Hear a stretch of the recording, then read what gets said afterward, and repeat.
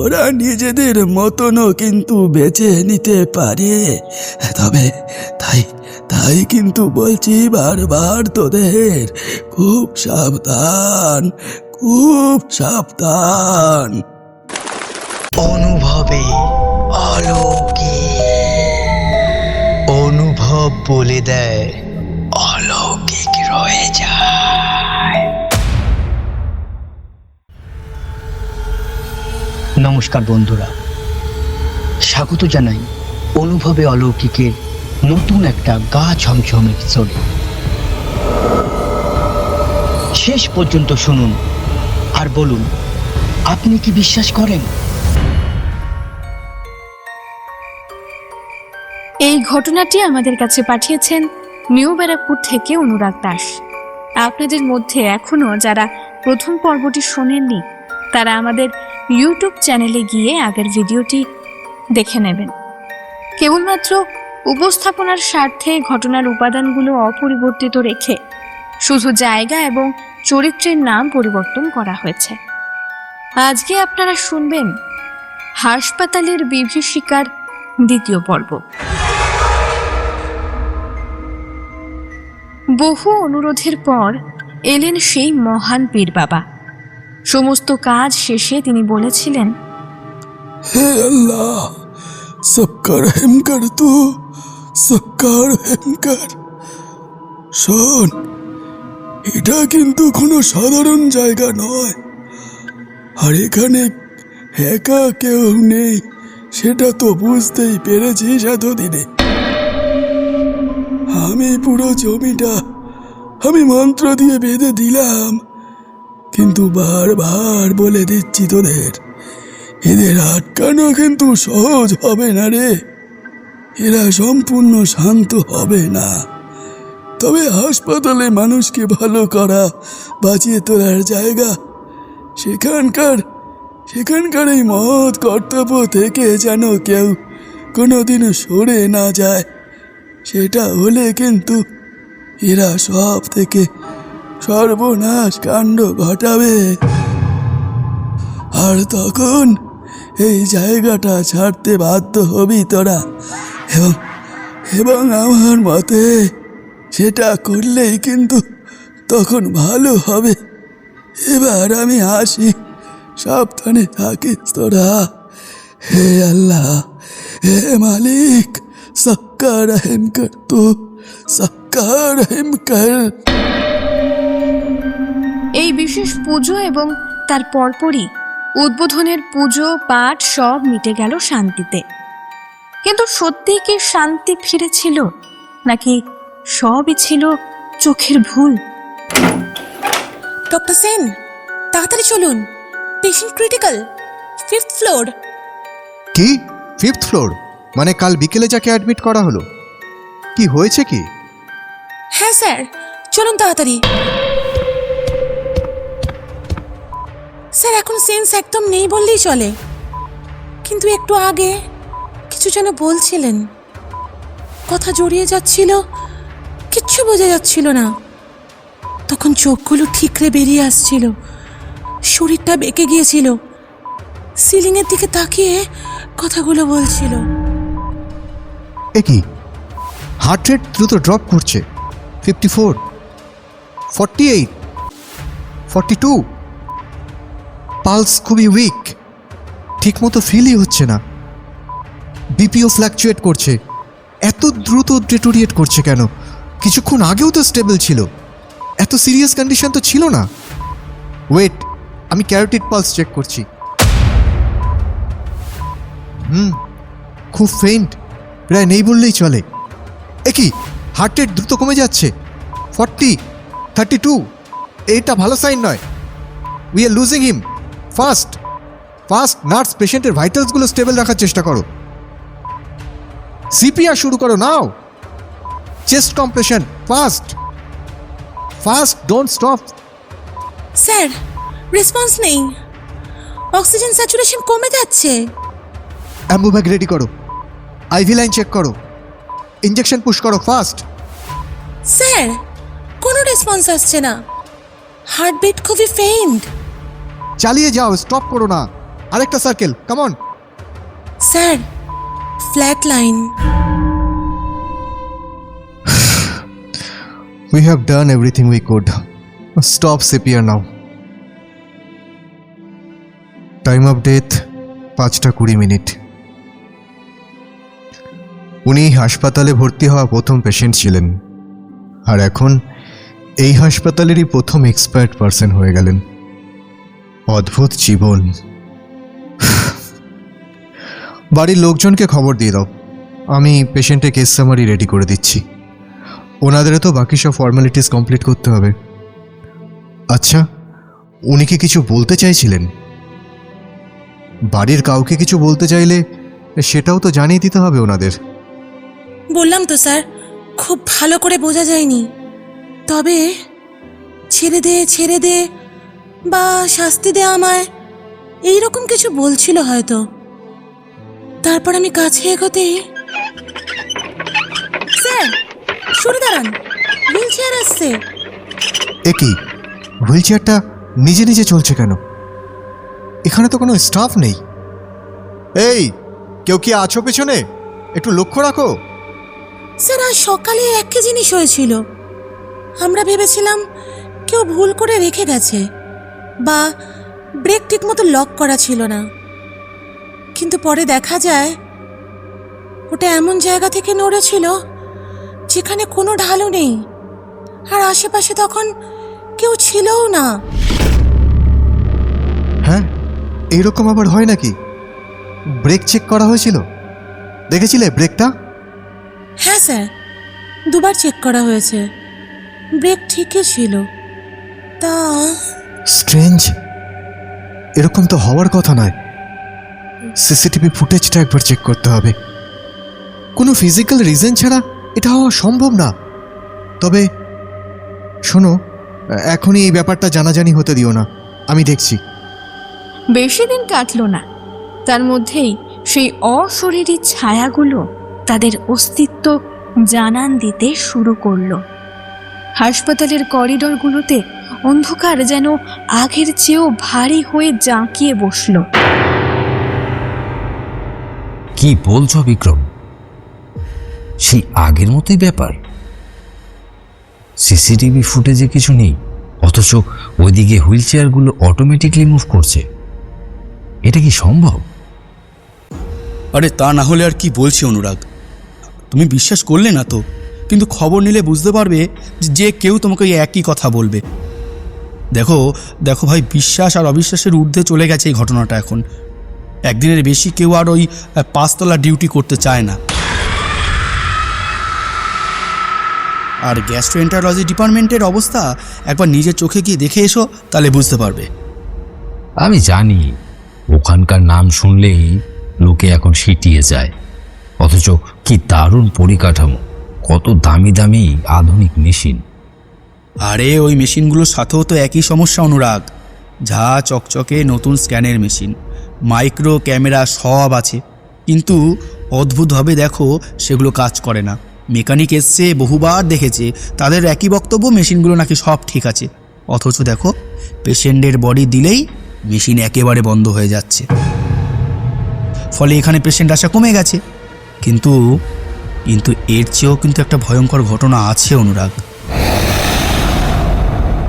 সেটা বলছি তোমায় শোনো। একজন সুস্থ সবল পেশেন্ট একদিন এখানে এলো লিভারের সমস্যা নিয়ে। কিছু টেস্ট করার জন্য বাইরে ওয়েট করছিল। রিপোর্ট অনুযায়ী তেমন ভয়ের কিছু ছিল না পেশেন্টটার। লোকটা বাথরুমে গেল, ফিরল কিন্তু অনেক দেরিতে। তাও ধরো ওই 1 ঘন্টা তো হবেই। বাড়ির লোক এদিকে ফোন করে তাকে পাচ্ছিলই না। যখন সে ফিরে এলো, তার চেহারাটা কেমন যেন পাল্টে গেছিল। তাকে স্ক্যানের জন্য যখন শোয়ানো হলো, হঠাৎ সে কি চিৎকার! লোকটা বলতে শুরু করলো পেট কামড়াচ্ছে নাকি তার। ওরা টেনে বের করে নিয়ে যাচ্ছে সব। কিন্তু বলার সাথে সাথে চোখ দুটো তার উল্টে গেল। মনে হচ্ছিল ওই সিলিংয়ের অদৃশ্য কিছু একটা আছে, যা দেখে সে প্রাণ ভয়ে কুঁকড়ে যাচ্ছে।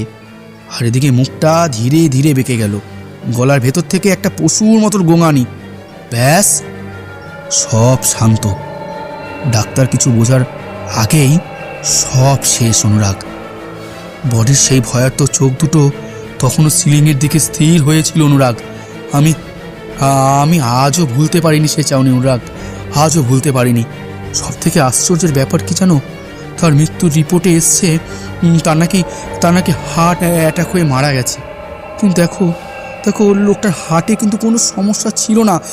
আমি নিজে দেখেছি সেই রিপোর্ট। দেখো এই আমার কথা বিশ্বাস না হলে তুমি এখানকার লোকজনদের একবার জিজ্ঞেস করে দেখতে পারো। আর দেখো ভাই, এই তোমাকে এই কথা বলতে বলতে আমার গায়ে কেমন কাটা দিচ্ছে দেখো। আমি অবিশ্বাস করছি না বিক্রম, তবে নিজের চোখে না দেখলে বিশ্বাসটা ঠিক টানা বাঁধে না, এই আর কি। কে জানে অনুরাগ, হয়তো তোমার নিজের চোখে এসব দেখার দিন আর বেশি দূরে নেই। এই জায়গাটা প্রথম থেকেই ভালো না অনুরাগ, একদম ভালো না। বললাম না, পুজো পাঠ করে সাময়িক শান্তি একটা এসেছিল, কিন্তু তারপর যে কে সেই অনুরাগ, যে কে সেই। অনুরাগের নিজের চোখে দেখার সেই জেদটা আড়াল থেকে কেউ একজন শুনে নিয়েছিল, একদম নিঃশব্দে। সে যেন সেদিন থেকেই দিন গুনতে শুরু করলো। ঝড় ওঠার আগের নিস্তব্ধতা সব সময় খুব গভীর হয়। অনুরাগ বুঝতে পারেননি একটা রবিবার, একটা ঘটনা তার জীবনের সমস্ত লজিক উল্টে পাল্টে দেবে। হাসপাতাল শুরুর দিন থেকে এখনো পর্যন্ত যা যা ঘটনা ঘটেছে তা প্রায় কম বেশি সবাই জানতো। এইসব জিনিস লুকিয়ে রাখা যেত না। কথায় আছে না, দেওয়ালেরও কান আছে, আর যেখানকার দেয়াল লুকিয়ে আছে রহস্য, তা আর কতদিনই বা চেপে রাখা যেত। হাসপাতাল শুরু হওয়ার কিছুদিন পরেই আমি জয়েন করি, আর তখনই বিক্রম আমাকে সব কিছু বলে। তবে সেইগুলো নিজের চোখে দেখা যে আমার কপালে লেখা আছে তা আমি বুঝতে পারিনি। সেই দিন ছিল রবিবার, একদম শান্ত, হাসপাতালে ভিড় কম। আমি ডে অ্যাডমিনিস্ট্রেটর হিসেবে ডিউটি শেষে রিপোর্ট লিখছি। ঠিক তখনই ফোনের রিংটোনটা আমার নিস্তব্ধতা ভেঙে দিল। ওপাশে সিকিউরিটি সুপারভাইজার সুরেশ।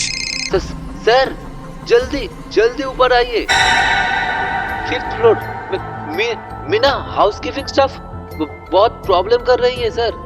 क्या हुआ सुरेश, पेटेंट पार्टी के साथ झगड़ा? तुम लोग सिक्योरिटी को बुलाओ, उसे शांत करो। नहीं सर, सिक्योरिटी आ गया है, लेकिन कोई उसके पास जा नहीं पा रहा। मीना सबको मार रही है सर, उसमें इतनी ताकत कहां से आ गया पता नहीं। आप जल्दी आइए। क्या? ठीक है, मैं आ रहा हूं।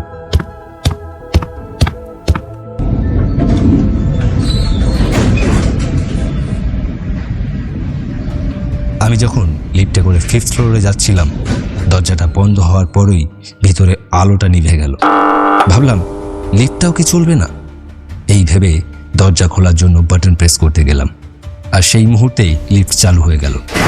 একটা ঝাঁকুনি অনুভব করলাম, সেইটা কোনোভাবে সামনে নিলাম। কোনোদিন তো এমন হয় না, কিন্তু এই বিষয় নিয়ে ভাবার মতন সময় তখন ছিল না। 5th ফ্লোরে লিফটের দরজা খোলার পর করিডোরের দৃশ্য দেখে আমার হাড় হিম হয়ে গেল। রোগা পাতলা মেয়েটা সিকিউরিটির জোয়ান ছেলেদের খড়কুটোর মতন ছুঁড়ে ফেলে দিচ্ছে। ওর হাঁটা চলা পাল্টে গেছে, মাঝে মাঝে এমনভাবে লাফ দিচ্ছে যা কোনো মানুষের পক্ষে সম্ভব না। सर सामने मत जाइए, आज डायरेक्शन देने वाला कोई नहीं है। लेकिन इस तरह तो वो सबको खत्म कर देगी। क्या किसी ने उसके साथ कोई बुरा बर्ताव किया था? और तुम लोग तो उसके साथ काम करते हो। क्या रिसेंटली वो किसी बात को लेकर बहुत मेंटल प्रेशर में थी? बिल्कुल नहीं सर, बहुत ही शांत लड़की थी वो, लेकिन अब जो कर रहा है। Leave me alone. I said leave me alone. Just let me rest. I died here. My breath ended in this place. I just want nothing but silence. Nothing but peace. Get out. Get out before I make you leave. আমি স্তম্ভিত। আমি কিছু বোঝার আগেই আরও দুজনকে মাটিতে মিশিয়ে দিল সে। আমি পাশে থাকা ডাক্তার সেনকে বললাম, কিছু একটা করে মিনাকে শান্ত করুন। নার্স, তোমরা যাও, কোনোভাবে ধরার চেষ্টা করো ওকে, হাত বাঁধার চেষ্টা করবে, বাকি ব্যবস্থা আমি করছি। নার্সরা অনেক কষ্টে ওকে চেপে ধরল, আর মিনা তখনও পশুর মতো চিৎকার করছিল। Leave me, leave me, leave me. I just want peace. The only thing that I want. Give it to me. Get out, everyone, leave this place. Doctor সেনের হাতে কাজ সত্যিই প্রশংসনীয়। অত্যন্ত নিপুণভাবে তিনি ইঞ্জেকশন পুশ করলেন। পরিস্থিতি দেখে মনে হচ্ছিল এমন অস্বাভাবিক উন্মাদনা সামলানো ওনার কাছে জলভাত। নিস্তেজ হয়ে পড়া মিনাকে কোনো ক্রমে ধরাধরি করে একতলার ইমার্জেন্সি ওয়ার্ডে নিয়ে আসা হলো। কিন্তু আমার চোখের সামনে যা ঘটেছিল তা দেখার পর রিপোর্টের পাতায় ঠিক কী লিখব তা বুঝে উঠতে পারছিলাম না। কোনো যুক্তিতেই একে সাধারণ ঘটনা বলা চলে না। একজন সাধারণ মেয়ের শরীরে হঠাৎ করে এমন অসুরের শক্তি আবির্ভাব ভাবতেই গায়ের লোম খাড়া হয়ে যাচ্ছিল। মনের ভেতর খচখচ করতে থাকা প্রশ্নটা শেষমেশ সুরেশকে জিজ্ঞেস করেই ফেললাম। अच्छा सुरेश, मीना है ना उसका नाम? तो तुम्हें मालूम है उसका पढ़ाई कहाँ तक का है? हाँ सर, एक बार बताई थी, क्लास 2 तक पढ़ी है। उसके बाद बाबूजी चल बसे और बस वही उसकी पढ़ाई का अंत हो गया। ठीक है, अब जाओ तुम, डरने की कोई बात नहीं है, अपने काम पर ध्यान दो। সুরেশের উত্তর পাওয়ার পর আমার মনে আর কোনো সন্দেহের অবকাশ রইল না। এটা কি আদৌ স্বাভাবিক হওয়া সম্ভব? যে মেয়েটা দৌড় মোটে প্রাথমিক শিক্ষার গণ্ডি পর্যন্ত, সে অবলীলায় এত চমৎকার এবং মার্জিত ইংরেজিতে কথা বলছে কি করে? অবিশ্বাস্য আসরিক শক্তি আর নিখুঁত ইংরেজি উচ্চারণ সব মিলিয়ে এই মিনার আসল পরিচয়টা যেন এক কুয়াশাচ্ছন্ন গোলক ধাঁধায় হারিয়ে যাচ্ছে। স্যার, পরিস্থিতি কন্ট্রোল করা গেছে, মিনা এখন স্টেবল, তবে জ্ঞান ফেরেনি, একটু সময় লাগবে। তবে আপনি রিপোর্টে কি লিখবেন আমি জানি না। এই হাসপাতালে এমন ঘটনা প্রথম নয়, তাই আমি খুব একটা অবাক হইনি। যা দেখেছি তাই লিখব রিপোর্টে। তবে মিনার জ্ঞান ফিরলে ওকে কিছু কথা জিজ্ঞেস করার আছে, তারপর রিপোর্ট লিখব, সে কথা বলে নেব। কিন্তু নিজের চোখকে কি করে অবিশ্বাস করব? স্যার, এবার বাড়ি যান, রাত তো হলো। এখানে মানে একতলায় তেমন কোনো অসুবিধা হবে না। ঠিক আছে, বেশি দেরি হয়নি, 7টা কি 7:30 তো বাজে। ডায়েরিটা গুছিয়ে নি। স্যার, সময়টা একবার দেখুন, আমি চললাম। ডক্টর সেন এত সাধারণভাবে কথাগুলো বলে চলে গেলেন যেন উনি আগে থেকেই সব জানতেন, অথবা দেখে মনে হলো ওনার নিজের কোনো হুঁশ নেই, কেউ যেন ওনাকে দিয়ে কথাগুলো বলিয়ে নিল। ওনার চলে যাওয়ার পর অনুরাগ যখনই পকেট থেকে মোবাইল বের করে সময়টা দেখল, রাত 11টা বাজে। আমার স্পষ্ট মনে আছে যখন উপরে গিয়েছিলাম তখন ঘড়িতে মাত্র 7টা। এই মাঝখানের 4টে ঘন্টা জীবন থেকে কোথায় হারিয়ে গেল? সময় কি তবে সেখানে থমকে গিয়েছিল, নাকি পুরোটা অন্য কারো ইশারায় চলছিল? মনের ভেতর খটকা রয়েই গেল। তবে কি ডাক্তার সেন আগে থেকেই জানতেন যে এমনটাই হবে? তাই রিপোর্ট জমা দেওয়ার জন্য কোনো রকমে একটা দিন এক্সট্রা চেয়ে নিলাম। পরের দিন সকালে সোজা চলে গেলাম মিনার সাথে দেখা করতে। ইমার্জেন্সি বেডে শুয়ে থাকা মেয়েটার দিকে তাকিয়ে আলতো করে জিজ্ঞেস করলাম, কেমন আছো? হ্যাঁ হ্যাঁ ঠিক আছে স্যার, গায়ে ব্যথা আছে খুব। ঠিকই তো ছিলাম, কেন যে মাথা ঘুরে পড়ে গেলাম, তাতে এত ব্যথাই বা লাগলো কি করে বুঝতে পারছি না। তোমার কি মনে আছে কাল কি হয়েছিল তোমার সাথে? তাহলে একটু বলো আমাকে পুরোটা। স্যার, সত্যি বলতে কি, কাল বিকেলে উপরে কাজ করার সময় জামা কাপড় রাখার ঘরে গিয়েছিলাম। বাড়িতে একটা ফোন করার খুব দরকার ছিল, কিন্তু ফোনে উপাস থেকে কিছুই শুনতে পাচ্ছিলাম না। তারপর আর কিচ্ছু মনে নেই আমার। তখনই মনে হয় কিছু একটা, কিন্তু বিশ্বাস করুন স্যার, আমি 1000 চেষ্টা করেও কিছু মনে করতে পারছি না। এমন তো হওয়ার কথা নয়। মিনা একটু থামলো। তার চোখে মুখে স্পষ্ট আতঙ্কের ছাপ। সে আবার বলতে শুরু করলো। জ্ঞান ফেরার পর নার্স দিদিদের কাছে অনেক কিছু জানতে চাইলাম। ওরা বলল সামান্য প্রেশার ফল্টের জন্য নাকি হয়েছে এমন।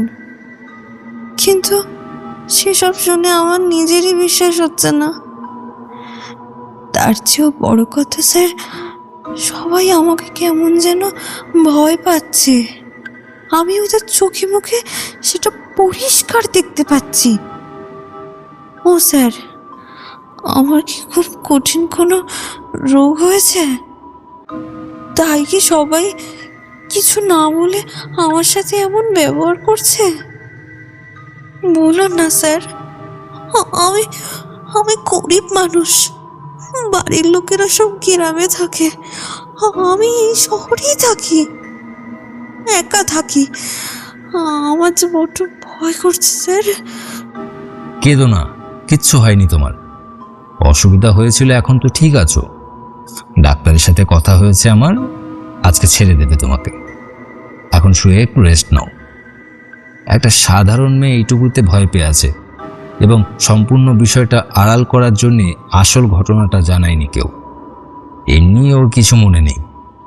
আসল ঘটনাটা বলে দিলে এইটুকু কথা বলাও হয়তো বন্ধ হয়ে যেত মিনার।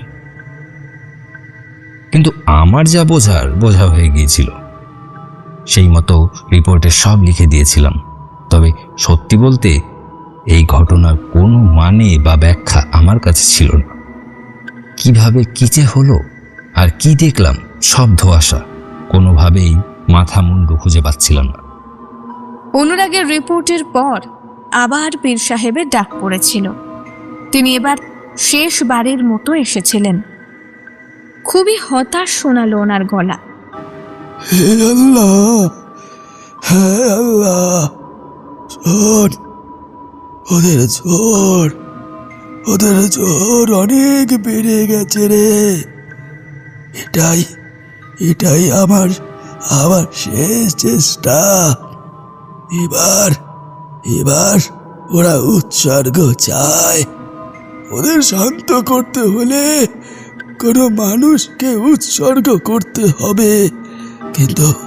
কিন্তু সাবধান, তোরা যাকে দিতে চাইবি ওরা তাকেই গ্রহণ করবে, এমন কোনো কথা নেই। কিন্তু ওরা নিজেদের মতনও কিন্তু বেছে নিতে পারে। তবে তাই কিন্তু বলছি বারবার তোদের, খুব সাবধান। পীর সাহেবের কথা অক্ষরে অক্ষরে ফলে গেল। হাসপাতাল শান্ত হলো ঠিক, কিন্তু কয়েক মাস পর 9 তলা থেকে পড়ে যাওয়া সেই বাবলুর মৃত্যু হলো। এক সাধারণ মিস্ত্রি বাবলু, যাকে হাসপাতাল তৈরির সময় থেকে ওরা দেখা দিচ্ছিল, তাকেই ওরা নিজেদের কাছে টেনে নিল। এরপর থেকে হাসপাতালের কাজকর্ম বাইরের লোকজনের চোখে স্বাভাবিক মনে হলেও ভেতরে ভেতরে একটা ভয় দানা বেঁধেছিল। যারা সেদিন ঘটনাটা নিজের চোখে দেখেছিল তাদের মনে আর শান্তি ছিল না। ডিউটি করার সময় তারা সব সময় এই চিন্তায় থাকত, এই বুঝি আবার কোনো অদৃশ্য হাত হুইলচেয়ারটা ছুঁড়ে ফেলল, কিংবা কোনো আড়ালে থাকা লোক হঠাৎ করে অচেনা স্বরে নাম ধরে ডেকে উঠল। এই আশঙ্কার চোটে হাসপাতালে বেশ কয়েকজন পুরনো কর্মচারী শেষমেশ কাজই ছেড়ে দিল। তারা কাজ ছাড়ার সময় পরিষ্কার জানিয়ে দিয়ে গিয়েছিল যে ওই করিডোরগুলোতে পা রাখলে এখনও তারা কারোর অস্তিত্ব অনুভব করে। মনে হয় কেউ যেন সবসময় আড়াল থেকে তাদের ওপর নজর রাখছে। আমরা ভাবি বিজ্ঞানের আলো দিয়ে দুনিয়ার সব অন্ধকার মুছে ফেলা সম্ভব, কিন্তু কিছু অন্ধকার এতটাই গভীর যে তারা নিজের অস্তিত্ব জানান দেবেই। যুক্তির খাতিরে আমরা সেগুলোকে এড়িয়ে যাই, কিন্তু তারা মুছে যায় না। ওই হাসপাতালের নির্জন করিডোরে আপনি যদি কখনো একা হাঁটেন আর হঠাৎ আপনার খুব কাছের মানুষের গলায় কেউ আপনার নাম ধরে ডেকে ওঠে, খবরদার ভুলেও পিছন ফিরে তাকাবেন না। কিছু ডাক মানুষকে ফেরানোর জন্য নয়, চিরতরে হারিয়ে ফেলার জন্য আসে। হয়তো ওরা অন্য কারো জন্য দিন গুনছে। অন্ধকারের সেই খিদে আজও মেটেনি।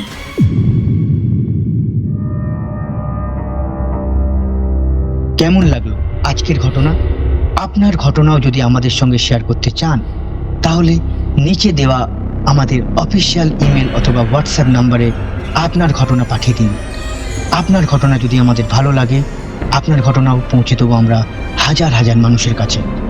ঠিক এই রকমই ভৌতিক ও দৈবিক ঘটনা শুনতে হলে আমাদের সঙ্গে থাকুন আর সাবস্ক্রাইব করে রাখুন আমাদের অফিসিয়াল ইউটিউব চ্যানেল অনুভবে অলৌকিক।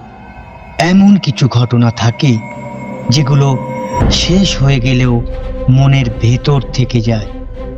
আজ এখানেই শেষ, দেখা হবে পরের কোনো নতুন অভিজ্ঞতার ঘটনা নিয়ে। ভালো থাকবেন, সুস্থ থাকবেন আর অজানাকে অবহেলা করবেন না।